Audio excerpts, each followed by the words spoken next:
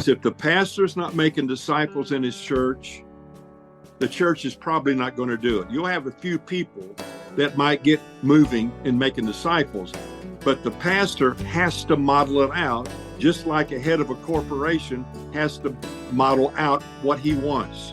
So that's how I would do it. If I were a pastor in a church, either I as a pastor would be modeling it. Number two, I or somebody on my staff would be helping people understand the importance of it. I'd be preaching on it, and I'll be showing people how to do it, how to get together with other people. I don't think just putting people together works real well, but if I can help people keep your eyes open, here's what to look for with maybe another potential candidate, test it out a little bit and see if the Lord's in those friendships, and then get with it. Hello, everyone. Welcome to the Disciple Dilemma. Dennis Allen with you, along with Raymond Monroe. We're talking with Dr. John Tolson today, the founder of Gathering USA. He's the author of the 4 Priorities. He is the Jedi Knight of making disciples. This guy based in Dallas, Texas, has probably discipled more people than most of us know combined together. It's a terrific interview.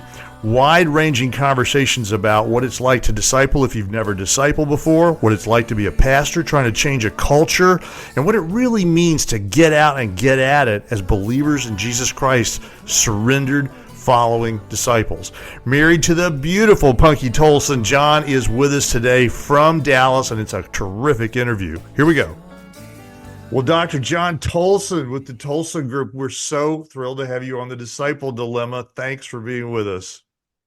Thank you. Great to be here. And Raymond, where in the world are you again? Down south of Austin, Texas. So really in a different place, but lots of fun, grandkids and all that stuff. So looking forward to the discussion. There's a lot of things that I want to hear about. So, John, we're planning on unpacking an awful lot here today with you. I've got to tell everybody that one of the most wonderful moments of the 2023 year was in November, getting to hear John talking at a seminar about the 4 priorities, and just watching him work. Winsome, very provocative, very profound, really just a lot of fun, as well as people very interested in what's going on. John, why don't we kick it off with just maybe a minute recap on what in the world I just said with 4 priorities. What are you trying to do with disciples with the 4 priorities? The reason we came up with the 4 priorities, we felt that if I gave somebody a Bible, 66 books, a business person, I say I'm working with, and I said, go and disciple somebody, they're probably not going to do it. But if I take out of the Bible key basic things and put those basic things in a book or a roadmap that they can go by, all based on the scripture, on the Bible, then you're going to have a much better chance of doing it. So basically, that's the main reason I came up with the 4 priorities. Also, I think that if you look at everything that Jesus taught, every main principle in the 4 Gospels, Matthew, Mark, Luke, and John, you will see in Matthew 22, 37 to 39, the principles there pretty much encapsulate everything he taught. So I love short versions. I'm a simple guy. Cliff notes was my way to get through high school. So I think this is a Cliff Note version right there of everything that Jesus taught.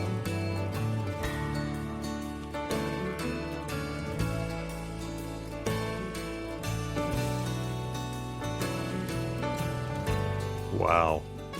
Okay, so I'm just thinking about this for a minute, John. We got a lot of people in America that we got to try to get to Christ, and we got to get them discipled.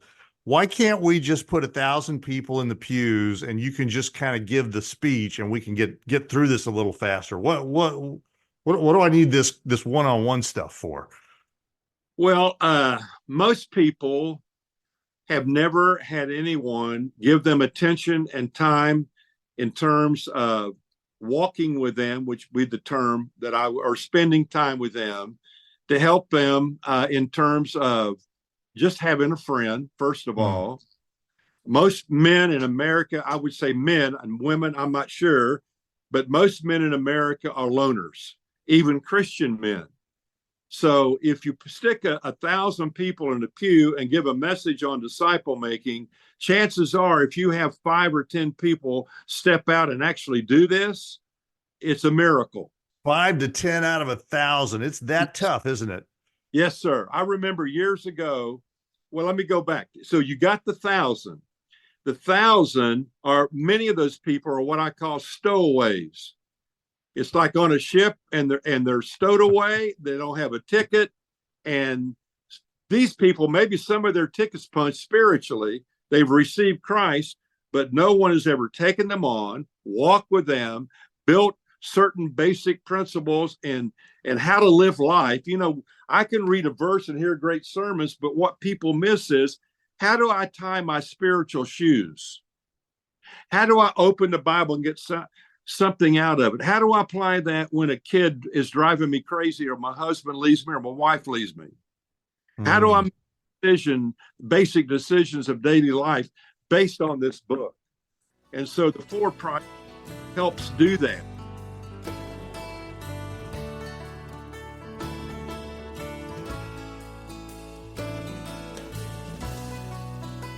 Yeah, John, okay. You've told me you got 4 principles. You said they came from Matthew 22. You said I need that condensed version so I know what to do. What in the world are they? You told me there are 4 of them. What are they? I'm so glad you asked, because most people don't know what they are. Here they are. If you read the passage, love the Lord your God with all your heart, all your mind, soul, and strength. The second commandment's like in the first. You love your neighbors, you love yourself. So the 4 that we see in there are these. Number 1, a personal, progressive commitment to Jesus Christ. So the second priority is a personal commitment to loving yourself. And so what we try to teach in the 4 priorities, and the second priority is his love is constant. It never changes. The third priority is a commitment to other believers. And that means if in your family, that means other believers that know Christ in your church or that you just have relationships with. And then the 4th commitment is a personal commitment to the work of Christ in the world. It has a two-prong approach. Number 1, obviously reaching people for Christ, evangelism. And number 2, a ministry of compassion. So those are the 4 priorities with a whole lot of meat and subpoints on it.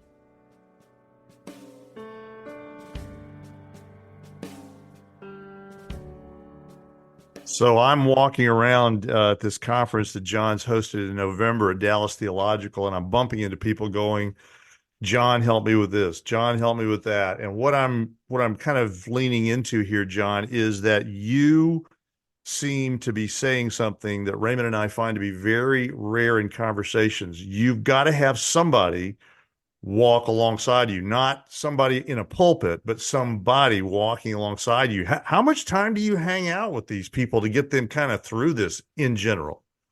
Yeah, I think, well, let me try to, I try to model out what the people that I'm trying to equip and train to also disciple with others and walk with them.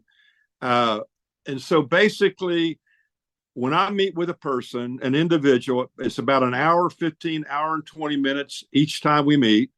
We'll probably do that for almost a year, maybe 9 to 10 months. I just graduated a guy from our time together, and I don't think we missed 1 week meeting. And so we were done in about 9 to 10 months, but it's not a sprint. It's a marathon. And it's not just about the content, it's about the relationship. And what most people are starved for are friendships and relationships. But in the context of that, in the amount of time we spend, a whole lot can be done and invested. Now, I may have other times when they'll come over to the house for dinner, when we'll take them out to lunch, we might go have a game of golf, and we're not studying at that time, but we're dealing with everyday life and things that we do and activities. So that, I feel that if a person's got 166 hours a week, and if you add up everything you do during a week, amount of time you work, sleep, exercise, whatever, and you add all that up and subtract it from the number of hours in a week, you still are going to have 20 to 25 hours you can't account for. And even the busiest people I know, they've all come out with more hours and they don't know where they've gone.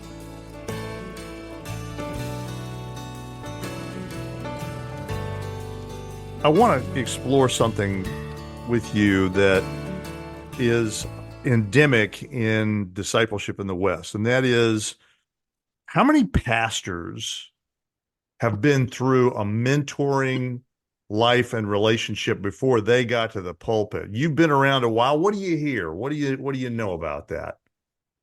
I think, excuse me, I think many of them have had individuals who've made little or even large deposits in their life over the years, but an individual that has walked with them over a sustained period of time, very few.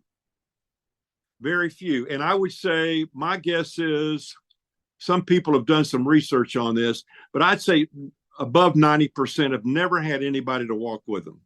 We had Cindy Perkins with the Bonhoeffer Project on, and their stats said that it is at the most, when you think about the deposit idea you just brought up, 20%, but it's more likely 5% and below pastors, seminaries, never mentored or discipled at all anywhere in their life. They just became converted. They learned theology. They know that the discipleship sermon's part of the routine somewhere once a year. And is that an issue for people, John? They've never done it, so why should I start now? I don't know what I'm doing. I don't know how to do it. Is that what you're really doing? You're helping people learn how to not be afraid of this thing? Yeah, I think a lot of people are very hesitant for a number of reasons. They think they're not qualified. They think that's the professional's job. They think that they don't know enough, et cetera. And the excuses go on and on and on. But I think that what we're trying to do is help people understand, first of all, this is a command by Christ. So if it's a command, we don't pick and choose the commands we're going to do. If it's a command, we need to keep in mind what it is and attempt to do by his grace and through his spirit what he's asking us to do. But that doesn't mean we don't need help in knowing how to do it. You know, there's a University of Southern California professor said that modeling is the greatest means of communication. So I think if they can watch somebody do it right in front of them and they're modeling certain behaviors, lifestyles, schedules, priorities, et cetera, and then you're able to interact with somebody and talk about those things and see how they would apply it to their everyday life, I think you're going to hit a home run with that. And most people have had not had that experience. And being a mentor, in my estimation, and a disciple maker is two different things. Mostly when you think of a mentor, somebody in a profession or whatever that spends time, somebody older spends time with somebody younger.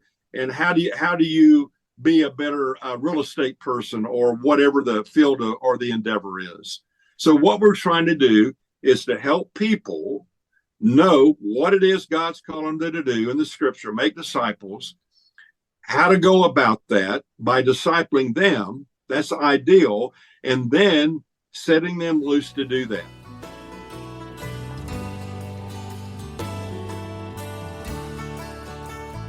How do we get there from where we are?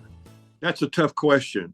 And I think that's been around for a long time. It's very interesting that I know pastors and preachers that they're one way when they get up front, they come alive.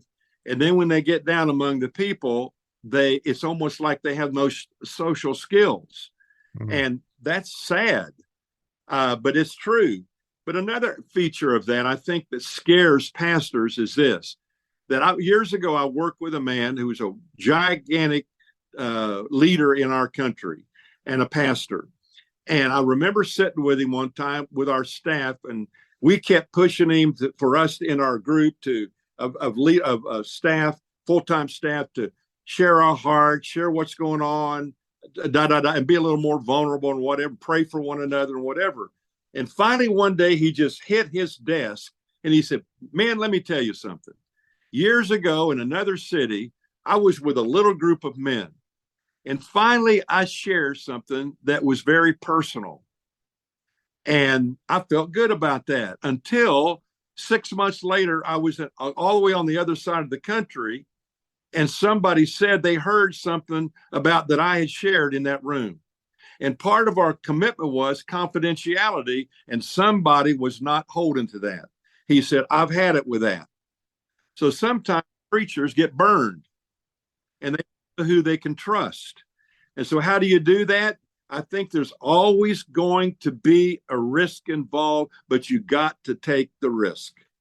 Well, and these are really important thoughts for us, because I think in the conversations I'm having with a lot of pastors, they're told, and Raymond was hinting at this, don't get close to the people in the room. Stay away because they'll burn you. Is it, when you think about your experience in churches, because you've pastored in churches before, is that a commonplace policy, philosophy, way of thinking, or is that just sort of nobody ever tells you that, but you just pick it up instinctively, stay away from people, don't get close to people? How does that work in the institutional church? Well, I think the way people come up with that is, like you all said, somebody tells them, maybe when they were in graduate school or seminary, don't get too close. But I think the other thing is that a lot of pastors have seen other pastors that have been burned. So they stay, time out. I'm not going to get too close. Only going to go so far. And the other thing I would say is a lot depends on the personality of the pastor. If he's a people person and a little more outgoing, you're going to see him out there and he's willing to take the risk, even to talk about it from up front.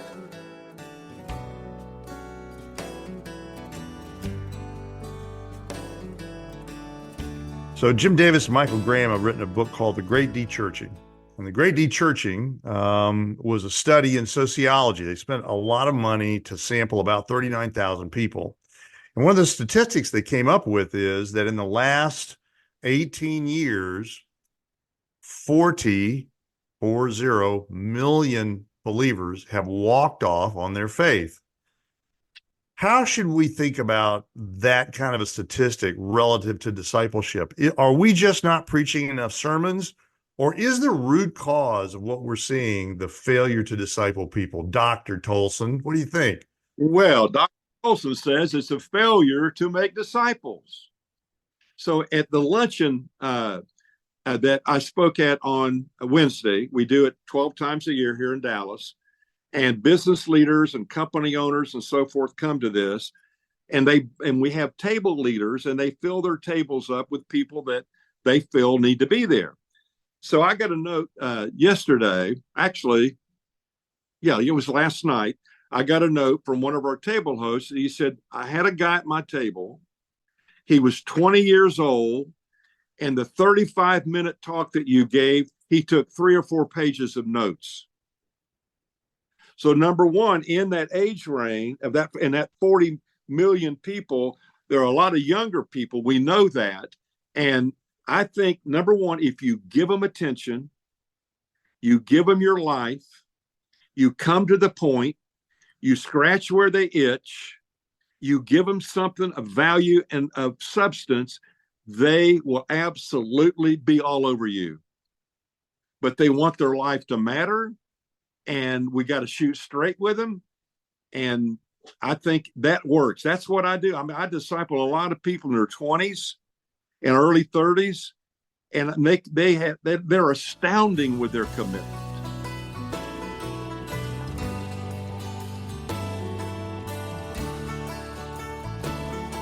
What do you sense is the challenge that the institutional church is facing to make disciples? Then, if we were to step back and say, is something missing in discipleship, what would the coach, John Tolson, give to the broader evangelical church as a few points? You got 100 pastors in the room, John. These are big pastors, and they're listening to you and they're taking notes, right? What are you going to say to the institutional leaders of these churches about what we've been talking about? What do you want them to hear? Yeah, well, I appreciate that. And I care about the pastors most of all, because if the pastor's not making disciples in his church, the church is probably not going to do it. You'll have a few people that might get moving and making disciples, but the pastor has to model it out just like a head of a corporation has to model out what he wants. And so, and what he expects. So I think I try to tell, and I've been with pastors, and I tell them, number one, the same thing I tell an average person. Hey, you know, when I open this book up, it tells me he gave us the mission. He said, go make disciples. But the question is, Pastor, what do you think that means? Because what I'm finding, you guys, is there's a lot of misunderstanding, a lot of misconceptions about what Matthew 28, go make disciples, means. So I try to find out what they think it means. And then I try to bring some thought and clarity to what I think it means through study and so forth. And I'll often, and when we do one of our summits, and you've been to one, Dennis, if we do it like on a Friday night, then at a Saturday until noon, when I'm done Friday night, after we've talked about what is discipling, why it's important, what's an overview of it, et cetera, at the end of it, here's what people say. Number one, I had no idea of what it meant. Number two, I did not understand it was my responsibility. So I'm trying to help the pastors understand it is your responsibility. Who are you discipling, Mr. Pastor? I got another example of a guy I talked with the other day. And he said, you know, in my church, they're into disciple making. I asked him a question. Big church, is your pastor making disciples? He said, I don't know. I'll have to ask him. If that pastor was understanding disciple making and was doing it, my thought is you would know about it. I have a doctor friend we have discipled. He goes to a big church up 75 here in Dallas. And he goes to his pastor about 2 or 3 times a year for 3 or 4 years after the doctor started discipling. And he talked to the pastor and he said, what are we doing with disciple making? What are we doing with disciple making? Finally, there is a breakthrough and the pastor gets it and he starts discipling. And not only that, now he's got his whole staff discipling. And some of the staff say, you know, all he can talk about is making disciples. Wow. If you are making disciples as a pastor, you know it. If you don't know what it means or you're not doing it, man, that's where we can come in, and Dennis and others can come in, and we can really help you get moving. It is the most important thing you can do.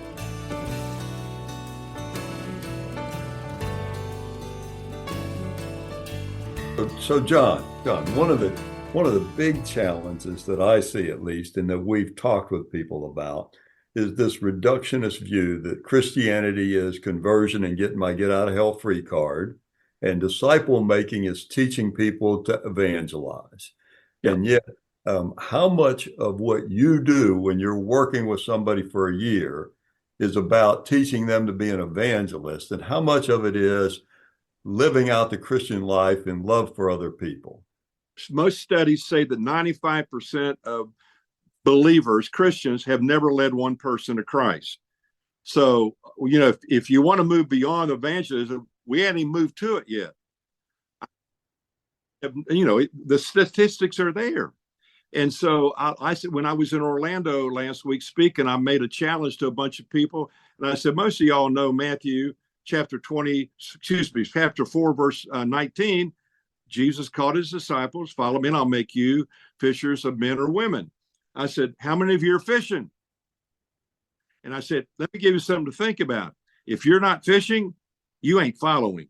I don't blame, in our day and time, the last 3 or 4 years in our country, I don't blame the non-believer for the trouble going on. I blame the Christian for not getting out there and building into the lives of people, bringing people to Christ, getting them discipled so that multiplication can begin and that healthy maturing process can really go to town. I don't see that. I blame the Christian. And I played sports all the way through college. And let me tell you, I didn't like to sit on the bench, but we've got too many people that are Christians that have become accustomed and comfortable on the bench. And that is not the game. And I'll tell you who else I blame. I blame the pastor.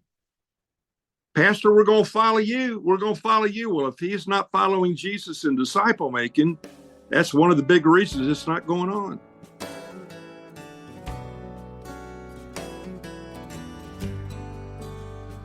Now, aren't we really sort of forcing pastors to be brand managers, to be institution managers and organization managers? In other words, am I not really, as the elder board in your church, really looking at you and going, John, look, I'm expecting some market share growth here. I'm looking for more of these butts in the seats. I'm looking for the offering plate to be a little fuller, and some entertaining stuff, good music. Give me some really good TED Talks, stuff that makes me feel good. I can drop the kids off at Sunday school. Don't we foist a lot of that on our pastors today? That's your number one job? There is a thing, an app that somebody sent me called Church Staffing. And you can go on there, and it tells you the opportunities around the country where there are different positions opened in a church. So every once in a while, I'll look through that, and I'll go on to a particular church and what they expect of the next pastor. It goes something like that. I mean, it goes from the ceiling to the floor. And these expectations are there that God couldn't even do them. I mean, it's ridiculous. So yes, I do think we put on many pastors a big list of things to do. That's why there's something to this whole movement, some good, some bad, the simple church. Just do the basic stuff and care for people and do it well. But go about this whole thing of investing in people, to invest in people, to invest in people.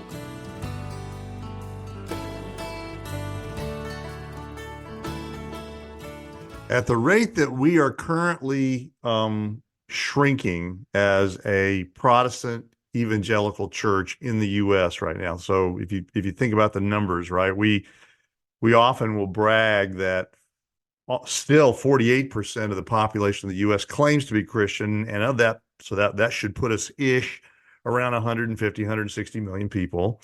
And then we say that there's 52-ish million people attending church right now, even though there's 3x that number who claim to be Christians. But what I'm noticing, John, is this same thing that you're setting up, that we're moving a lot of furniture from church to church to church. We've got a lot of people going from church A to church B who's already saying, well, I'm a Christian, but I'm just trying to go where I get fed a little bit. Having now been in Dallas for 20 years, the longer I'm here, the deeper relationships I have, the more I see happen, the growth in people's lives and the impact and influence. And if I'm just flitting every 2 or 3 years from one city to the next city to the next city, one church to the next church to the next church, and never sink in, it's number one, I'm impacting my own development and growth as a follower of Jesus. Number two, I'm also impacting the church that I'm in, hopping in, hopping out, hopping in, hopping out, and don't have that longevity view of digging in and sinking into a body and being a part of that body and all that implies. I 100% agree with you that affects the disciple-making process. John, how important do you think it is that every Christian person within your church has at least one or two really deep friendships with 2 or 3 people that are actually in the church? Yeah, I actually believe that's very important. If that's the third priority. If you go to the third priority in the 4-priority book, we have a section on there. I don't think we call it this, but no more Lone Ranger Christians. But there needs to be something deeper going on at some point in your life with 2 or 3 other people. So today I just got away from time with 3 of my friends. We meet together every Thursday for at least an hour and a half, sometimes 2.5 hours more. And we all go to the same church. And those are my buddies that I'm with. And that's where I look for direction. That's where I look for them to ask me good questions, sometimes tough questions. That's where I get my greatest encouragement, other than with my wife and my family. And there is so much in that. So I'm thinking of a passage over here in Philippians chapter 2, verse 25. And this is what it says. This is a great verse. But I think Paul said it necessary to send back to you Epaphroditus, my brother, my fellow worker, my fellow soldier. And it's got three categories there. And I think what I've learned over the years is very few people have brother or sister relationships in a church that are deeper, like we're talking about. We have a lot of fellow worker, fellow soldier. Yeah, we'll get in and do a project, and we'll go on a mission trip, and we'll work in the parking lot and parking cars. Nothing wrong with that. But you also have to focus on those brother or sister relationships in the body of a church.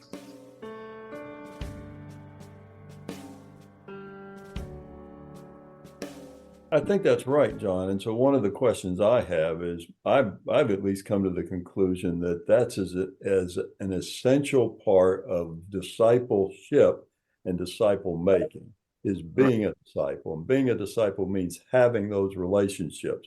So my earlier question was really, how do we move people from learning techniques about how to get close to people and share Christ with them to the place where they're actually deeply involved in community, where they have friends who are encouraging them and they're living out the life because they're really deeply involved in other people's lives. So that's how I would do it. If I were a pastor in a church, either I as a pastor would be modeling it. Number two, I or somebody on my staff would be helping people understand the importance of it. I'd be preaching on it, and I'll be showing people how to do it, how to get together with other people.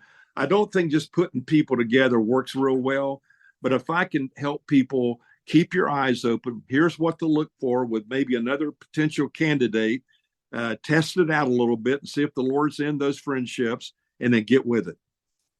Okay, so one of the things that I'm hearing you kind of lead off with is to the pastors, you first, guys. If you're not discipling, you might as well just push it off to the side and forget about it. It is not going to happen unless you're doing it first, right?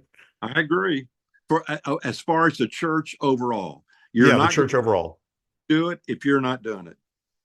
The second thing that I'm hearing you talk about is it can be very challenging trying to pair up and team up people inside of a church, but that doesn't mean we shouldn't be trying to encourage these people that they need that 2 or 3 like you've got alongside you who can see through your soul and know when things are and are not okay. That's an important piece you've just told us today. Yes. Yeah, I think if we understand how Jesus operated, he had the 12 and then the inner core of the 3, Peter, James, and John. And most people who studied this say John knew his heartbeat more than anybody else. I don't know, but I think there is a model there. Everybody you got the bigger group, but then you got that tight little group, that band of people. But another way studies have been done on this, and reality says that if you have 1 or 2 close friends in your lifetime that really are like we're talking about, they're with you, they're going to do whatever, they're going to be whatever they need to be for you, they're going to be at your side, they're going to encourage, all that. They're going to be friends. You're going to have a great time together, fun time, but serious times. If you have 1 or 2 in your lifetime, you've been blessed.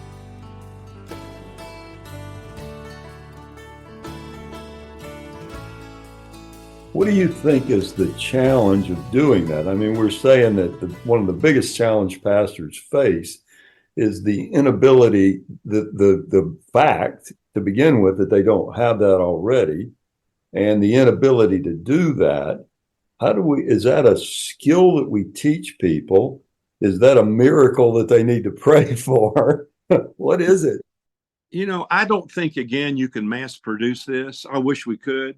I wish we could just snap our fingers over a church and boom, all of a sudden it would happen. But I think one of the ways you can do that is by modeling it as one, but in a local church, to be able to continually be raising up people that are going to be these people that are looking for people to begin to band together with. Somebody's got to initiate it. Sometimes God will just put a group together, 3 or 4 people, 2 or 3 people. I'm not talking about small groups now. That's another deal.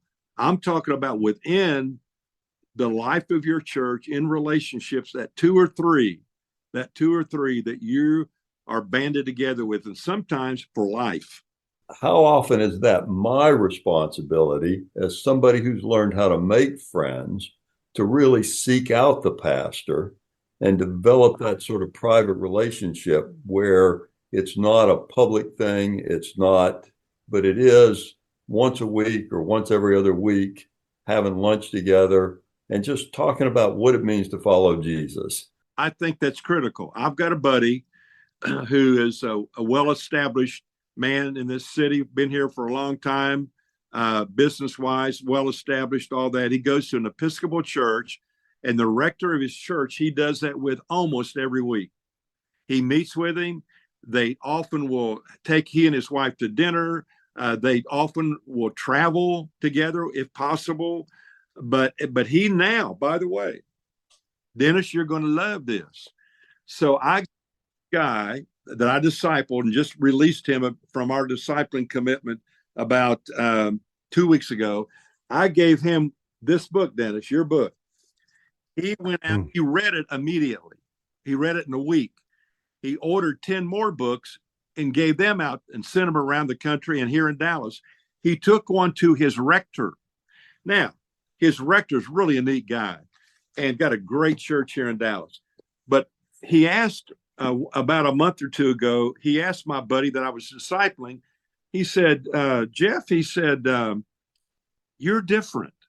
He said, what do you mean? He said, you're just more passionate about Jesus and about your faith. And this guy's a tough old business guy. He said, well, there's this guy I know, and we've been meeting together, going through, and he gave his rector one of these.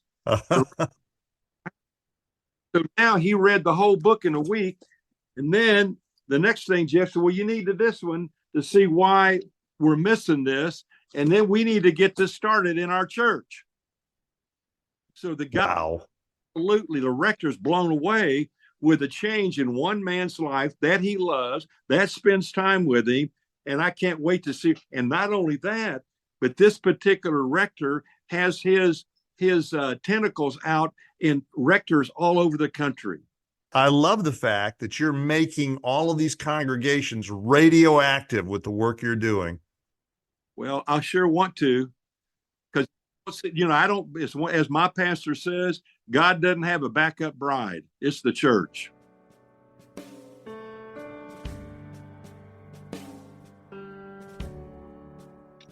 John, I want to round this off with a question, and I want you to have the last minute when we get done with this. But the question I want to pose to you in the area of discipleship right now is, what do you see as the toughest cultural challenges that are pushing back on the guys you've discipled and the disciples you're going to disciple? What's the most toxic cultural stuff you think you're facing right now?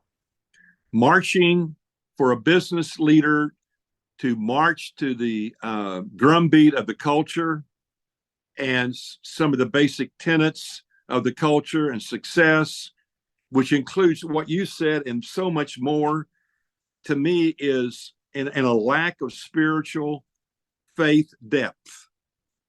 And there's a lot of people, as you know, skimming on the top of their faith, but they really don't have much of a foundation. I'm buying this. Now I want to ask you this kind of closing question, and then you get your minute. Right here it is. It is that, John, I love everything that you've said, and I'm living in Timbuktu, Nowheresville, and I got nobody. I've never been discipled. I'm in a church. Maybe I'm the pastor, but I've never been discipled. I got nobody around me being discipled. And you're freaking in Dallas, Texas, John, with your book. What do I do, John? Oh, I have an answer for you.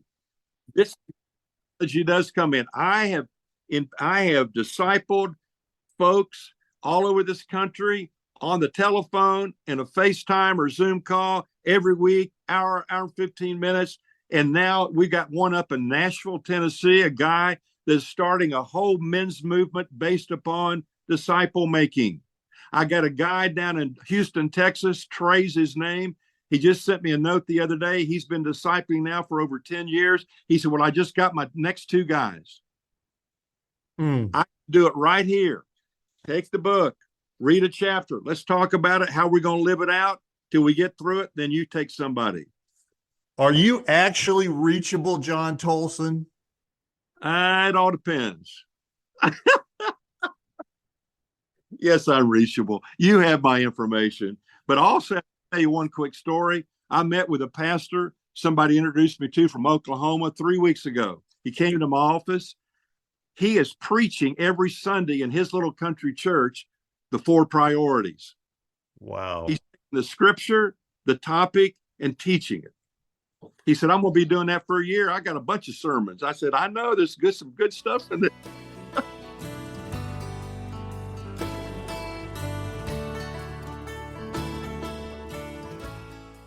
I'm loving this conversation. Folks, as we're finishing up here, you're seeing the website for the Tolson Group, for John Tolson's work, for the 4 priorities. Of course, you can pick the book up anywhere. It's out there everywhere. John's got seminars and sessions going on. John, as we wrap up, I'm thinking that you get the last minute, and I'm wondering if you want to say something to our crew that gives them a little bit of a burr in the saddle as we wrap up today. Yeah, I think I know this. Let me tell you something. I am getting ready in about 4 or 5 days to turn 80 years old. And my energy level in life is as great as it's ever been. Kind of like Caleb. He said, I'm 85. Give me the mountain. We've got to get off the bench and get in the game. And this is what disciple making is. It's a learner, a follower, and a reproducer. And that's what he's called. And we're all reproducing something. But what are you reproducing? And if there's anything that Dennis or Raymond or I, myself or others, that we will do anything to help you. If you're a pastor, a lay person, you just let us know, and we'll do anything we can do to get you going. John Tolson's got a great story. Take a look at his website. This is wonderful. Dr. John Tolson, thank you for being with us today on the Disciple Dilemma. Thanks, Raymond. Thanks, Dennis. You guys are the best. Keep doing it. Would you help the church think more about discipleship? Would you help us get the conversation started to talk about the biblical discipleship Jesus gave us? Please follow us. Our website, www.thediscipledilemma.com. You can find us on YouTube, LinkedIn, Instagram, Facebook, and all the RSS feeds. If you'd follow or like us, you'll help us get leverage in the digital marketplace to talk about the fact that discipleship needs to be talked about. And as always, folks, thanks for listening.